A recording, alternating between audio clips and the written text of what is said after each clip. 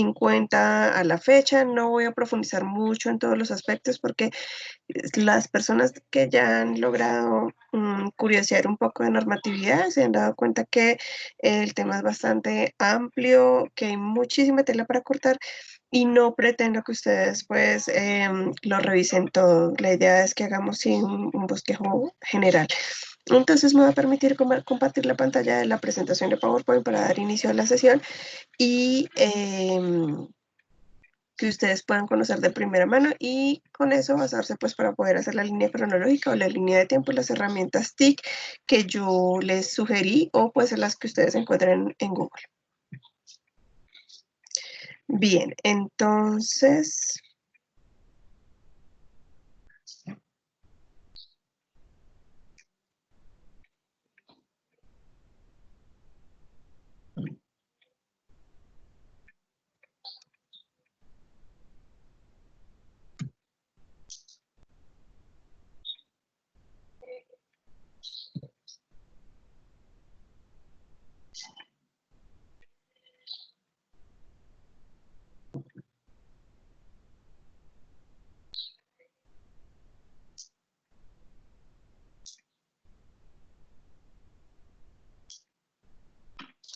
Ok, vamos a revisar, como les decía, el marco legal ambiental en Colombia.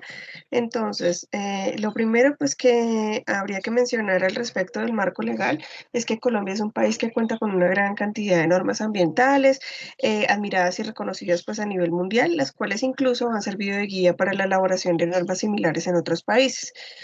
Obviamente esto no nos exime de la responsabilidad y del tema de contaminación ambiental que estábamos hablando el miércoles que acabó de pasar, porque realmente pues es un problema ya a nivel mundial y independiente de la normatividad que se esté generando, pues no ha sido suficiente para controlar o mitigar los problemas ambientales que existen. Con el ánimo de contextualizar y que todos entendamos de dónde es que salen las normas, existe en Colombia una jerarquía normativa. Jerarquía normativa significa en qué orden vienen entrelazados pues lo que tiene que ver con acuerdos, ordenanzas, resoluciones, decretos y constituciones. Actualmente tenemos esa jerarquía y pues lo que está en la base de la pirámide, como ustedes pueden ver en la imagen, son los acuerdos. Entonces, acuerdo siempre está en la primera parte de la base. Luego de eso sigue una ordenanza, luego sigue una resolución, luego sigue un decreto y por último es una constitución. Acá en Colombia pues solamente tenemos una constitución que fue la que nació en el año de 1991.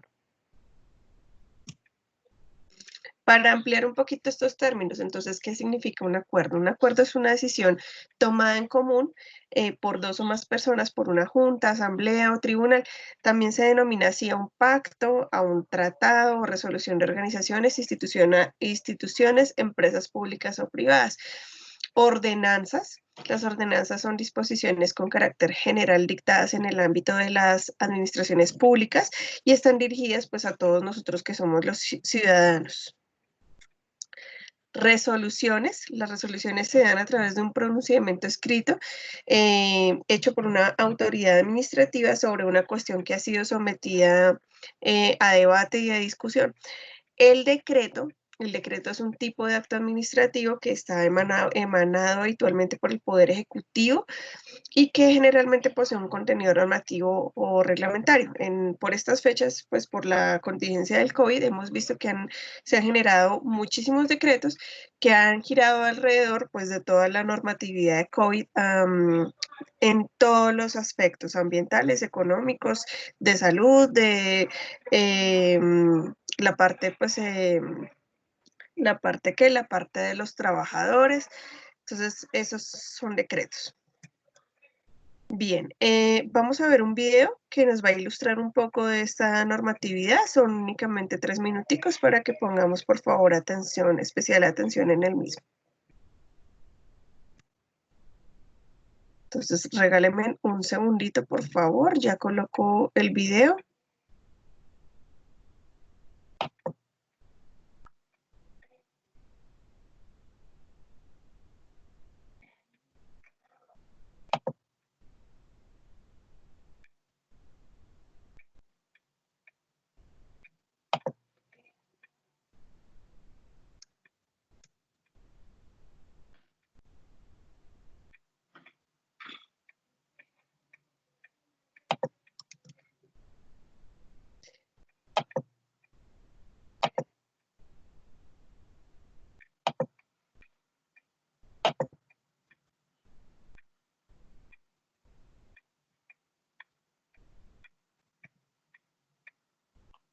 Un momento, por favor, chicos, que ya está abriendo el video.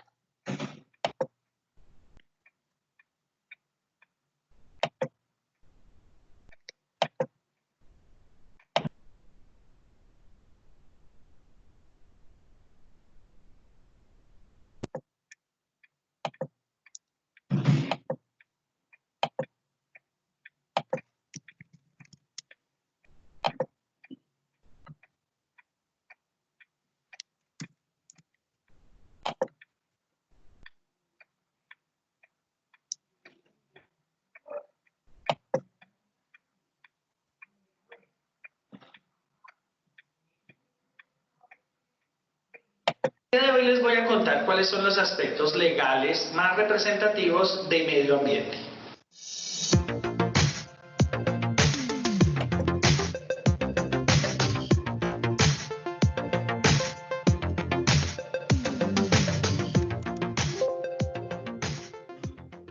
Comenzaremos con el Código de Recursos Naturales. Es la base fundamental de la legislación en medio ambiente. Luego están las normas sanitarias, comprendidas en la Ley Novena de 1979. Posteriormente hubo una reunión en Canadá y aprobaron el protocolo y el convenio sobre el manejo de sustancias que agotan la capa de ozono. Posteriormente se creó el Ministerio de Ambiente para desarrollar actividades que están enfocadas hacia la prevención de los recursos naturales. Luego tenemos la aprobación del Convenio de Basilea para el transporte de las mercancías peligrosas transfronterizo. Después tenemos el Servicio Público de Aseo, su reglamentación establecida en este decreto. Posteriormente está la disposición final de los residuos sólidos que se tienen a través de los rellenos sanitarios. Luego Colombia estableció una norma de emisión de ruido ambiental y la forma de establecer los parámetros y límites permisibles en los hogares y en las empresas. Luego la legislación estableció el comparendo ambiental. Posteriormente, con el fin de determinar cuáles eran las sanciones que se deberían establecer, sale el procedimiento sancionatorio ambiental. Luego tenemos una serie de legislación que está relacionada con residuos especiales, como por ejemplo, la legislación para la gestión de residuos de pilas, la legislación para la gestión de residuos de llantas usadas, la legislación para la gestión del residuo de bombillas, la legislación para la gestión de residuos de computadores y periféricos, y una ley para la gestión de los residuos eléctricos y electrónicos denominados RAE. Posteriormente, en el tiempo, sale una norma relacionada con vertimientos de agua. El Decreto Único Reglamentario del Sector Ambiente, el Decreto 1076 del año 2015, organiza una serie de decretos, entre los cuales está en cada una de sus partes licencias ambientales, ordenamiento de recurso hídrico, calidad del aire, manejo de los residuos peligrosos y la creación y organización del Departamento de Gestión Ambiental. La última legislación que pertenece a este año está relacionada con el uso racional de las bolsas plásticas. Esta legislación está en una ficha temática que he puesto en la página de Facebook de Gestión HSEQ para que usted la lea, la organice y comprenda todos los aspectos legales. Bien, chicos, entonces, si nos damos cuenta, este profesor nos hace una trazabilidad bastante general acerca de la normatividad en Colombia. Voy a continuar con la presentación de PowerPoint para que podamos ver cada norma que mencionó este profesor de manera desglosada y ustedes puedan comprender.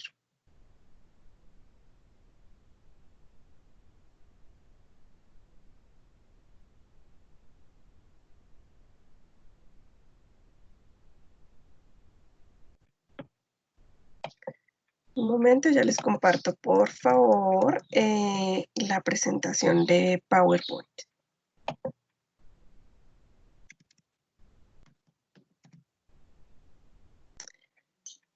Bien, y vamos en esta diapositiva.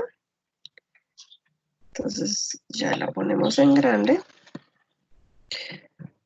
Ok, entonces en esta diapositiva lo que tenemos es un resumen, un breve resumen de toda la historia de las normas generales. La primera que tenemos pues es la Constitución Nacional. Acuérdense que yo les mencioné que estaba pues en la cima de la pirámide, en la Constitución Nacional pues de...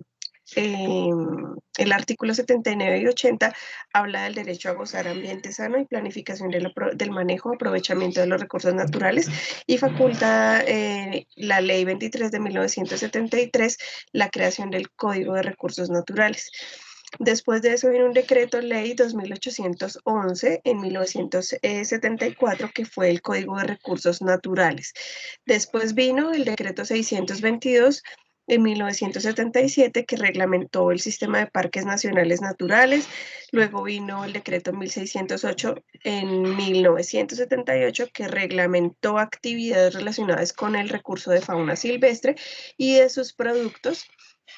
Luego vino el decreto de 1541 en 1978, que reglamentó actividades relacionadas con el manejo del recurso del agua en todos los estados.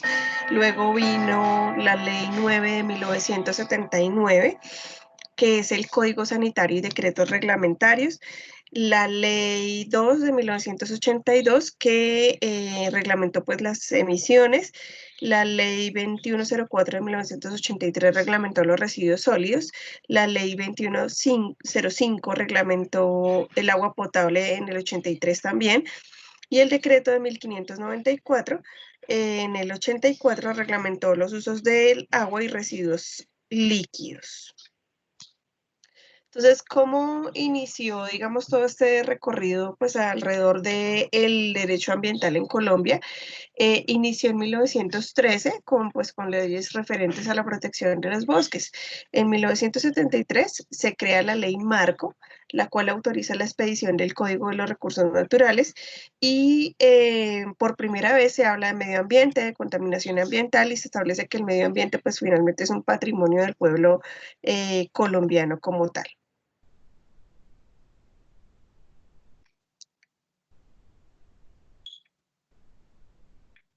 Ya, bueno, a partir de eso,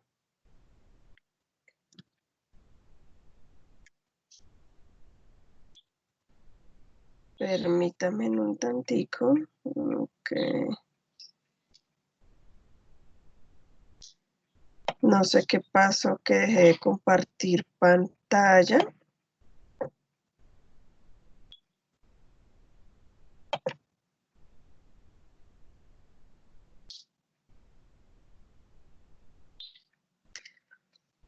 Entonces, a partir de eso se generaron unas normas administrativas que regularon el uso de las licencias, de los permisos y se generaron también sanciones al respecto. Unas normas penales que reglamentaron la aplicación de penas y la determinación de delitos penales y unas normas civiles y especiales con aplicación de daños pues al medio ambiente. ¿Qué sucedió antes del 91? Que ya pues en estas pocas diapositivas les he comentado un poco. Entonces en el 91 pues se creó esa constitución política que fue reconocida a nivel mundial como una de las cartas con mayor contenido ambiental y protección hacia la naturaleza y los recursos. Sin embargo, pues como ya les leí, había normatividad antes de esa fecha, solo que pues no era tan explícita y además que pues estábamos regidos por la Constitución de 1986. Con la ley 23 del 12 de diciembre del 73, uno de los principales antecedentes, se conceden facultades para expedir el recurso natural, el Código de Recursos Naturales por parte del presidente. Luego vino la ley 2811 del 18 de diciembre del 74. Aquí pues se estableció el Código Nacional de Recursos Naturales Renovables y de Protección al Medio Ambiente. En esta Constitución del 91 que mencioné ahorita, pues se declara que Colombia es un Estado social de derecho. En el país, la Constitución Nacional es una norma de normas y es la ley de leyes, o sea, está por encima de todo, entre comillas, ¿no? Porque ustedes saben cómo funciona la ley hoy en día. Se decía pues que la Constitución, sí, pues que la Constitución básicamente se le puso un sobrenombre de Constitución Verde, porque hacía referencia específicamente al artículo 79 que establecía el derecho a gozar de un ambiente sano. Entonces, este artículo como cobija, digamos, toda la normatividad a nivel general y de él es el que parten para poder establecer políticas de medio ambiente y de los recursos como a nivel general. El hecho de haber incluido este nuevo derecho en la Constitución y pues de que lo hayan complementado con otros artículos que aparecen debajo del 79 es una muestra clara de que pues en ese momento ellos le dieron importancia amplia a este tema de medio ambiente. ¿Cuáles son esos artículos que valdría la pena que se revisaran de la Constitución Nacional? Entonces, el artículo 49 que habla del saneamiento ambiental, que es todo lo que tiene que ver con cómo se maneja de manera adecuada, digamos, todo lo que es alimentos, vertimientos, plagas, fumigaciones en las diferentes entidades pues, del Estado, incluso en los restaurantes, jardines, todo esto que tiene que ver con, pues, con el Estado. El artículo 58, la función social y ecológica de la propiedad. El artículo 67, la educación ambiental. Entonces, cómo se generó la inclusión de medio ambiente para la parte de colegios. Entonces, si ustedes, no sé si han visto que en algunos municipios hay colegios pues de orden agrícola y pues precisamente en el que ustedes están en este momento, que es el Centro de Biotecnología Agropecuaria, hay unos programas que se dan en torno a esa formación ambiental, que se llama formación pecuaria. Entonces, el artículo 79, como les había mencionado, habla del derecho a gozar de un ambiente sano. El artículo 88, acciones populares como mecanismo de protección de los derechos de tercera generación. El artículo 95 habla de los deberes que tenemos todos los ciudadanos de proteger esos recursos naturales que son del país y pues que velemos por la conservación de un ambiente sano. El artículo 277, en donde habla de que las funciones del Procurador General de la Nación es defender intereses colectivos y pues en ese marco está también el medio ambiente. Cuando pues estos recursos naturales se han ido escaseando, pues ha crecido la necesidad de regular con más frecuencia, pues a través de decretos, resoluciones y de normas, la conservación de este medio ambiente. Entonces, la idea y lo que ha pasado a medida de, pues, de todos estos años es que se ha venido reglamentando un poco la gestión que el país tiene que hacer y todas las entidades públicas y privadas con respecto a una política ambiental eficiente y pues que genere sostenibilidad en el país. Eso surge pues a través del principio de derecho ambiental, entonces pues básicamente sabemos que la mano del hombre siempre ha sido como la gestora de todos los elementos positivos y negativos alrededor del medio ambiente. El principio de desarrollo sostenible, que fue lo que yo les mencioné ahorita, pues que tratar de que desde la parte de gestión ambiental de las empresas se pueda apoyar y cubrir las necesidades que se tienen ambientales y pues fortalecer la parte económica. Principio de precaución. Entonces, la idea es que se supone que con la Constitución nosotros deberíamos adoptar medidas eficaces que mitiguen la degradación del medio ambiente, ¿sí? Nosotros como ciudadanos, como nosotros como empresas, nosotros como país. Principio de extraterritorialidad. Entonces, el ambiente supera cualquier límite político y espacial, es decir, que si nosotros estamos aquí en Colombia, no es solo defender lo que tenemos aquí en Colombia, sino que nosotros pues también en las fronteras o cuando estemos en otros países que no necesariamente somos compatriotas, pues tenemos que proteger, digamos que el medio ambiente y no causar daño y contaminación. Principio de participación ciudadana. Entonces, pues todos tenemos derecho a una participación, todos tenemos, y el deber también, pues de participar frente a la formulación de proyectos, frente a la postulación de normas, de reglamentos que puedan ayudar a mitigar el impacto ambiental. Después de esa Constitución de 1991, pues aparecen otras normas que son generales y que también han ayudado a la sostenibilidad del medio ambiente y al manejo de este medio ambiente, pues a nivel Colombia. La primera que tenemos, pues está obviamente la Constitución Verde, la del 91. Luego sigue la Ley 99 de 1993, que crea el Ministerio del Medio Ambiente. Luego sigue el decreto 948 del 95, que habla de la calidad del aire, que establece una norma de calidad del aire o el nivel de emisión de los residuos tóxicos. En este caso, pues está el aire que se ve afectado pues, por el mal manejo.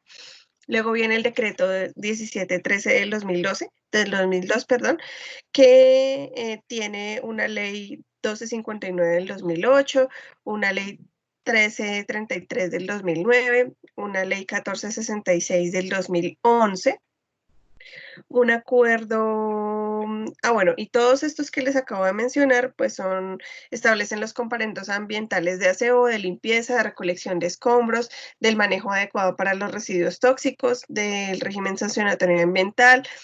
En el 2011 ya hablan de que los comparendos ambientales de aseo, de limpieza y de recolección de escombros de manera más severa. En el 2013, en un acuerdo del 019, hablan de los comparendos ambientales en el departamento, digamos, de el Tolima, pues lo descentralizan y lo envían ya a cada departamento. Y en el decreto único de 1076 del 2015 habla del sector ambiental y del desarrollo sostenible, que es cuando yo les menciono que cada entidad gubernamental tiene que establecer su política de gestión integral del medio ambiente. Bien, entonces empecemos por hablar de la ley 99 del 93. Habla de que pues ahí se creó el Ministerio del Medio Ambiente. Entonces, este se creó con la finalidad de que se encargara de la gestión y de la conservación del medio ambiente, de organizar los recursos renovables y de organizar el Sistema Nacional Ambiental y pues se dictaron otras disposiciones. En este sentido, este ministerio pues impulsó la relación de respeto y armonía del hombre con la naturaleza y definió políticas y regulaciones a las que se sujetarán la recuperación, la conservación, la protección, el manejo, el ordenamiento y el uso y aprovechamiento de los recursos naturales y el medio ambiente de la nación, a fin de que aseguremos el desarrollo sostenible de la nación, o sea, que el país no se caiga. Este SINA, que es el Sistema Nacional Ambiental, se conformó a través de orientaciones, de normas, de actividades, de recursos, de programas e instituciones para poner en marcha los principios generales ambientales.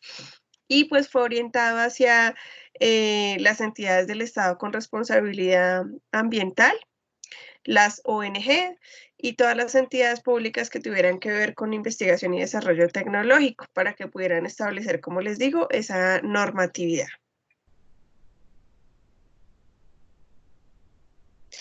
También en ese momento se creó la CAR. Yo creo que ustedes han escuchado acerca de la CAR. La CAR es la Corporación Autónoma Regional y básicamente pues esa Corporación Autónoma Regional existe, como su nombre lo dice, en todas las regiones del país y pues son entidades de carácter público que pues básicamente se encargan de manejar lo que es biogeografía, hidrogeografía. Ellos tienen pues autonomía desde todos los aspectos, ¿no? Financiera, autonomía jurídica, administran el medio ambiente, los recursos renovables y propenden por el desarrollo sostenible. A raíz de que se crea este ministerio, pues se establecen las licencias ambientales. Ustedes saben que sin licencia, pues no se puede llevar a cabo ninguna obra ni ninguna construcción en ningún lado. ¿Mm? Entonces ese decreto fue reglamentado en el 2014 y pues se autorizó a estas entidades para poder llevar a cabo obras y actividades bajo unos parámetros, bajo unos esquemas y obligaciones, en donde pues se le otorga permiso, se le otorga autorizaciones de efectos ambientales en las diferentes actividades. O sea, quien no cumple pues no puede realizarlas desde ningún punto de vista. Esas licencias ambientales están en todas las aristas del cuadro que manejamos en la guía número 1, en donde ustedes investigaron la terminología de suelo, agua, aire, recursos renovables, recursos no renovables. Entonces, para cada recurso de los que ustedes investigaron existe como una normatividad o una ley que está basada en decretos y en artículos. Por eso les decía que no podíamos revisar todo al tiempo ni pretender que en estas cortas horas pues puedan ustedes conocer toda la normatividad porque es imposible. Entonces vamos a mencionar algunos de ellos. Entonces, hablaron pues de la concesión del agua, destinando su uso, o sea, reglamentaron esa destinación del uso del agua, hacia dónde iba, cuál era la fuente de captación, qué cantidad se requería, qué sistemas podían captar el agua, qué obras adicionales se podían hacer con agua y el término de las concesiones. Podemos colocar, por ejemplo, como una situación que pues se salió de las manos, la parte de Hidroituango. Ahí también están inmersas lo que tienen que ver con represas, acueductos, alcantarillados, que pues son construcciones que dependen de los afluentes de agua. Vertimiento de residuos líquidos, entonces allí también esto tiene una normatividad, entonces aparece el nombre de la fuente receptora, la característica del vertimiento. Ustedes saben que vertimientos hay pues muchos dependiendo de la razón de la empresa como tal, pues son los vertimientos. Las características, indicación de la materia prima que lo genera, planos y memorias técnicas. Planos y memorias técnicas habla de la parte de arquitectura, o sea, cómo se construiría, digamos, la fuente primaria o la tubería, si es el caso, que trasladar esos vertimientos. Y el registro pues de los vertimientos que a la final que se generarían o que quedarían para el control de esas emisiones y pues que por supuesto no se generara contaminación ambiental. Aprovechamiento de material de arrastre y de material de cantera. Ustedes saben que todo lo que tiene que ver con la tierra, ella se puede utilizar para construcciones, piedra también. Entonces, están la reglamentación para los nombres de la corriente o depósito, los sectores en donde se realizan las explotaciones. No sé si, por ejemplo, ustedes han ido a Mondoñedo. Allá ustedes observan lo que es pues el paisaje y se han dado cuenta que, los que han pasado por allá, que hay unas partes en donde han sido explotadas para utilizar esos recursos para generar construcciones en otros sectores pues de Mosquera. Clase de material a extraer, como les decía, piedra, tierra.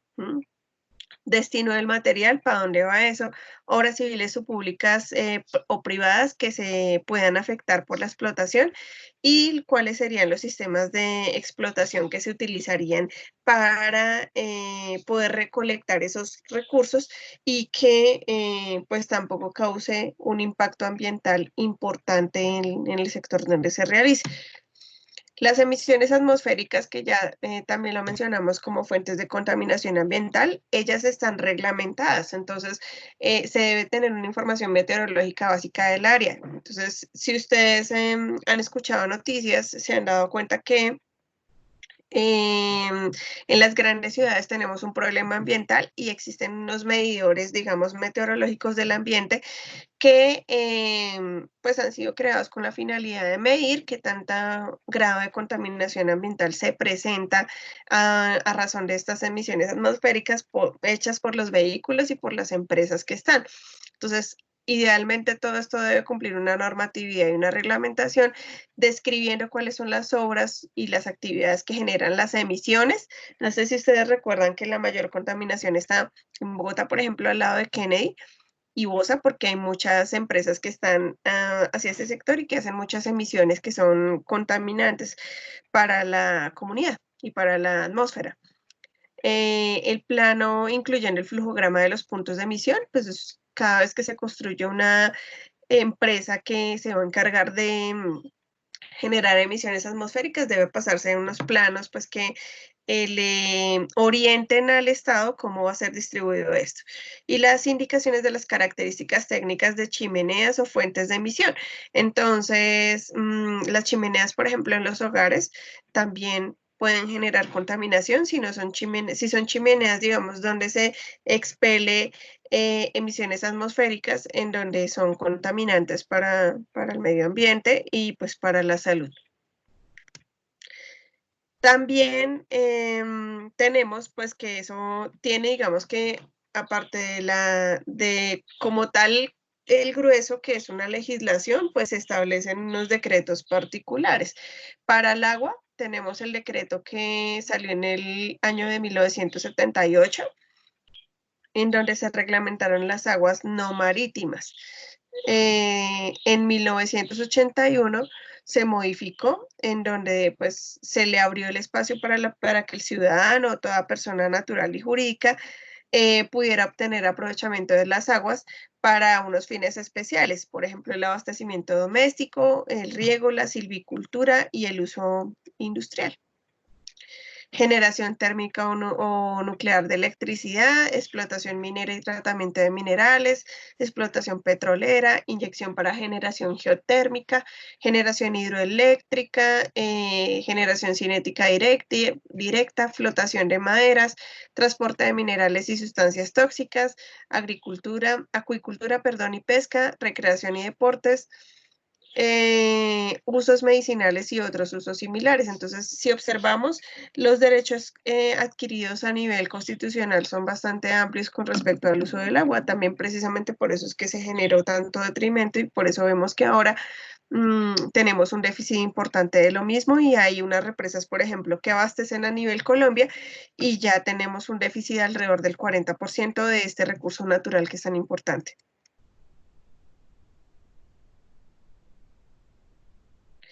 Luego de ese decreto del 81 vino otro en el 84 que reglamentó el uso de agua y de residuos sólidos. Estos fueron ejecutados a través del artículo 38 y 39, a través del artículo 40, 41, 42 y 43, en donde, pues digamos que lo que hicieron fue generar un poquito más de contracción para el uso del agua y de los residuos líquidos, estableciendo pues que no, el agua no se podía utilizar, digamos, para todo de manera libre, ¿sí?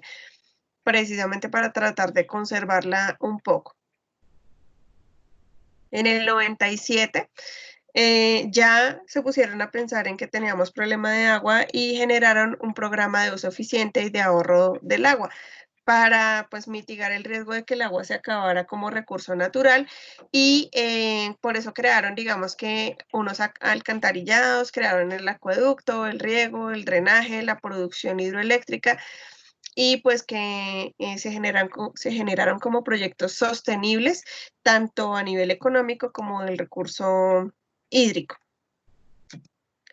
En el año 2000 a través de una resolución, lo que hicieron fue que trajeron como la parte del saneamiento ambiental y la unieron, digamos, con el uso adecuado del agua y la convirtieron en potable. Potable significa pues que es apta para el consumo humano a través de unas condiciones generales, de unos requisitos técnicos, de un control y régimen sancionatorio, certificando y otorgando licencias y permisos y generando pues unas definiciones específicas para el personal que la pudiera usar.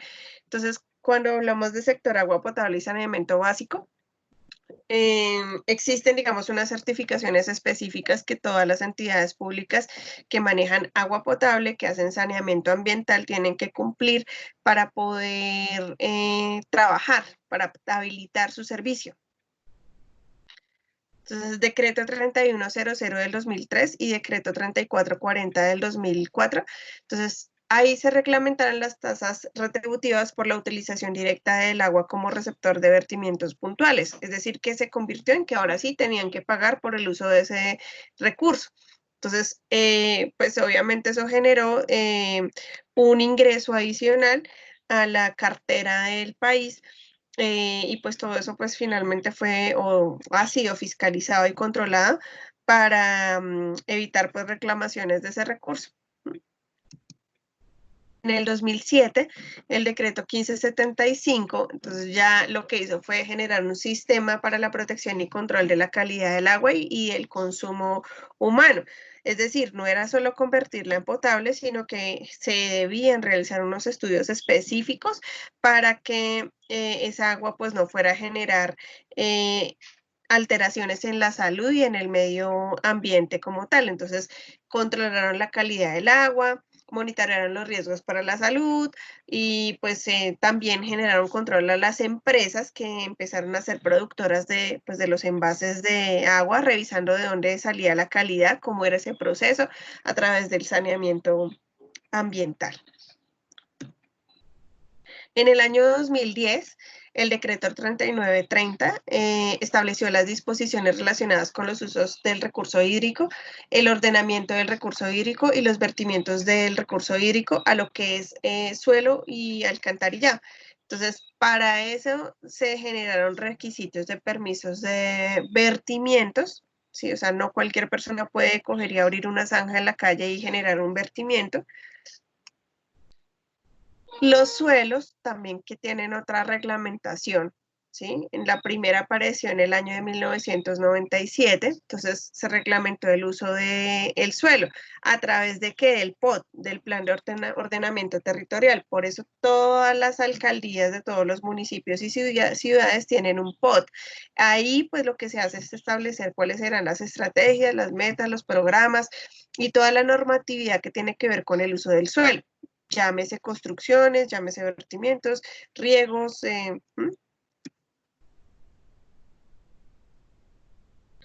En cuanto a la minería, que es otro tipo de recurso, pues se estableció en el año 2001 un código de minas. Ustedes saben o han visto todo el tema de la controversia que ha tenido la minería, porque si bien es cierto, es un recurso que le genera sostenibilidad al país, o sea, en temas económicos es también la explotación lo que causa pues temas de inseguridad, inseguridad me refiero a nivel de salubridad de los mineros, y por otro lado también genera pues vertimientos en los recursos naturales y emisiones de gas que pues hacen que el medio ambiente pues se vea contaminado. En el 2010 modificaron parcialmente ese código de minas, entonces digamos que la idea de eso era mitigar pues ese impacto ambiental que se estaba generando con la explotación minera, pero pues si ustedes revisan y si observan, realmente eso no ha cambiado mucho porque pues las minas lo que han hecho es como generar un poco de medidas de seguridad para los mineros, pero pues las minas siguen funcionando y siguen generando emisiones tóxicas para el medio ambiente. Residuos, los residuos que es un tema tan importante, entonces a nivel de todo lo que tiene que ver con desechos, en el año 2002 se generó un decreto pues que a nivel general establecía la forma en cómo nosotros teníamos que segregar residuos, de acuerdo a sus componentes, de acuerdo a los niveles, a las clases, a las modalidades y a la calidad, se establecieron unas normas. ¿Basado en qué o cómo era esa norma? Entonces, ¿quién las iba a recolectar? ¿Quién las iba a transportar? ¿Quién iba a barrer y a limpiar esos residuos después de? ¿Cuáles eran los sistemas de aprovechamiento? O sea, algunos residuos me servían para establecer otros recursos o para generar otros recursos, otros no.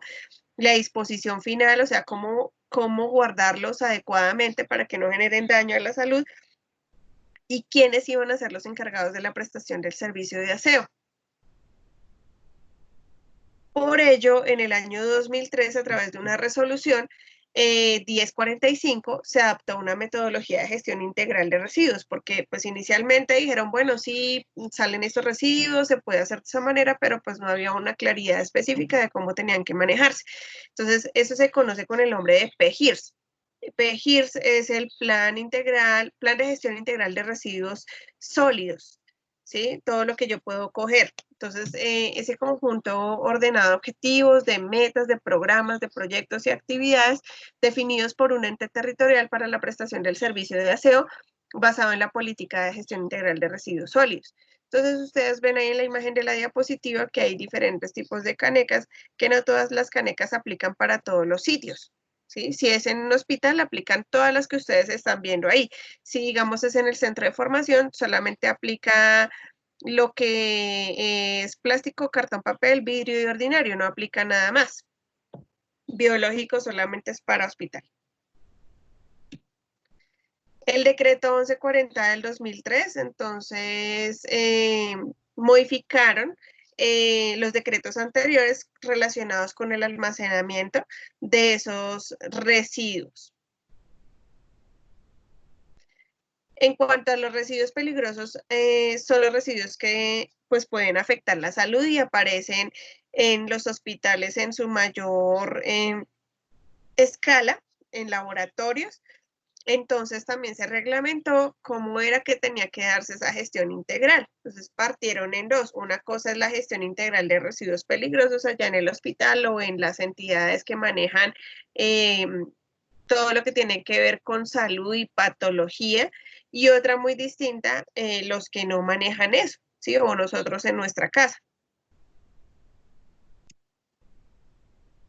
En el 2002, esos residuos peligrosos fueron modificados para establecer quién se iba a hacer cargo de eso.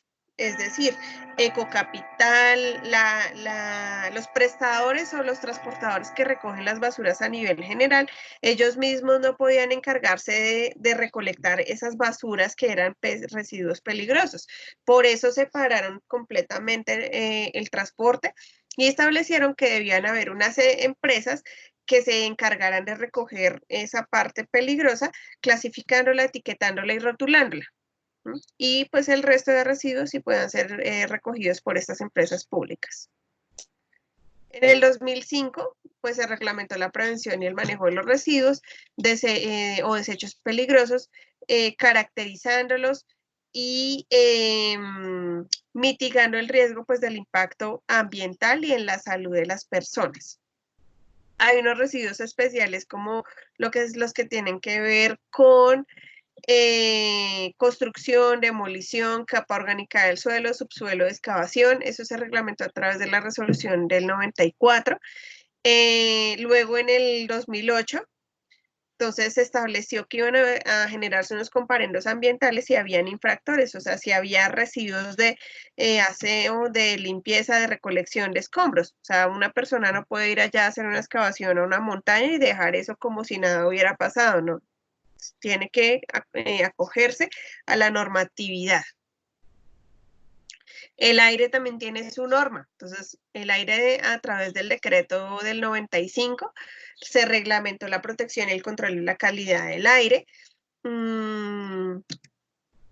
En la resolución 058 del 2002, entonces se estableció cuáles eran las normas y los límites máximos para la emisión de incineradores, de hornos crematorios, de residuos sólidos y de residuos líquidos. Y se establece la norma de calidad del aire en el 2006 o nivel de emisión para todo el territorio nacional en condiciones de referencia. Lo mismo que para los vehículos. Ustedes saben que los vehículos y motos tienen pues algo que se llama el control de gases, que es una revisión que se debe hacer de forma periódica en donde se garantiza que el aire o las emisiones que están soltando esos vehículos no son agentes contaminantes para el medio ambiente. Luego vino en el 2006 una resolución para la norma de emisión de ruido y ruido ambiental. La flora, que es pues digamos que todo lo vegetal, eso está reglamentado desde el 96 y pues estableció que había un aprovechamiento forestal, que digamos de ahí podíamos sacar podíamos, digamos que empezar a recolectar a través de los árboles de la flora un aprovechamiento para las construcciones. Eso ha ido cambiando con el paso del tiempo porque pues ustedes se han dado cuenta que ya no es tan fácil empezar a talar árboles para aprovechamiento forestal porque pues lo que se pretende ahora por el contrario es proteger. En la fauna, en el 89, todo lo que tenía que ver pues con este elemento que es tan importante de la protección de los animales, lo que se hizo fue que regular la explotación de estos recursos pesqueros con el fin de asegurar un aprovechamiento sostenido. Hablamos de los peces, pero pues en general lo que se hizo fue reglamentar el cuidado pues de todos estos animales. En la parte de la ley 611 del 2000, entonces lo que se hizo fue que se reglamentó el manejo sostenible de fauna silvestre y de fauna acuática, de los criaderos, para, digamos, proteger o salvaguardar la integridad y que pues se tuvieran unas normas específicas del manejo de estos animales. La energía, que es otra parte del medio ambiente, también tiene su reglamentación. En el 2001, entonces estableció que debe haber un fomento racional y eficiente de la energía, ¿sí? En el 2004, se estimula la producción y comercialización de biocombustibles de origen vegetal y de origen animal. Em, Todo esto pues en pro de la sostenibilidad del país, ¿no? Y también se estableció, como ya lo había mencionado antes, lo que tiene que ver con educación ambiental. Entonces se segmentó qué colegios o qué instituciones iban a hacer cargo de la educación ambiental, porque no en todo lado, digamos, se hacía para esas fechas del 94, ¿no? Entonces, se dedicaron unos colegios, pues, a la parte agropecuaria y a cuidar muy bien de esa educación, orientando, digamos, a los niños a la construcción de huertas y a las siembras. ¿M? Ahora, con el paso del tiempo, pues eso ha migrado también a a otras entidades del gobierno y a otros sectores educativos, ¿sí? Casi que ahora en todos los colegios se tiene por norma orientar una parte de educación ambiental y de conciencia ambiental para que mitiguemos el riesgo de deterioro. ¿Qué otros instrumentos se utilizan a nivel de normatividad? Entonces, programas como Producción Más Limpia, certificación ISO 14000, responsabilidad social empresarial. Esto tiene que ver pues con impuestos que deben pagar las empresas, las grandes empresas al Estado para subsidiar la parte de sostenibilidad.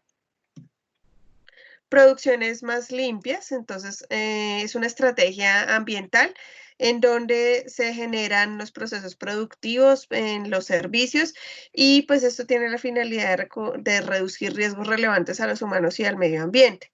Eso lo hace pues el ministerio a través de unas trazabilidades que realiza. Lo que tiene que ver con ISO 14000. Entonces, ISO 14000 es una norma que deben cumplir también algunas entidades en donde deben desarrollar un plan de gestión integral. Entonces, ahí se genera una política ambiental. Por eso yo les compartí a ustedes el documento que está en materiales complementarios en la plataforma de territorio. Se llama Plan de Gestión Integral o Política Ambiental, ¿m? Que es de las MINTIC. Ahí es donde, digamos, todos los ministerios y las entidades públicas, ellos generan una política en donde aseguran que cumpla con los requisitos de la norma en pro del ambiente, o sea, que todo lo que ellos hagan, nada de eso dañe el medio ambiente. Para eso, pues tienen que planificar, o sea, establecer, planear qué aspectos ambientales tienen positivos y qué aspectos tienen negativos y que, pues, de manera legal puedan incidir en la afectación del medio ambiente.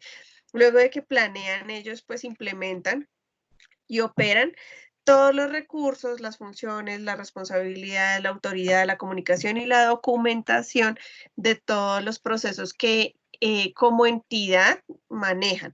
Verifican, es decir, que nombran un grupo, ¿sí? Para ir a verificar que la empresa tenga su política de gestión ambiental y que cumpla con todo. ¿M? Eso se hace a través de auditorías internas o de auditorías externas. Internas es que lo realizan los propios miembros de la organización y externas es que contratan a un externo para que los valide en ISO 14001. O sea que quienes estén validados es porque cumplen con la norma. Quienes no estén validados, pues no pueden trabajar, no pueden funcionar y tienen que certificarse o buscar cómo hacerlo. Responsabilidad social empresarial. Entonces, como les decía, que eso es un impuesto en donde se hace una contribución por parte de las empresas con el fin de mejorar social, económico y ambiental y pues mejorar la parte de competitividad y ampliar sus valores agregados. Igual aquí en Colombia lo que pasa es que entre más donativos e impuestos usted haga, pues eso le genera exenciones tributarias, ¿no? Bien, frente a la norma, pues esto era como lo que les quería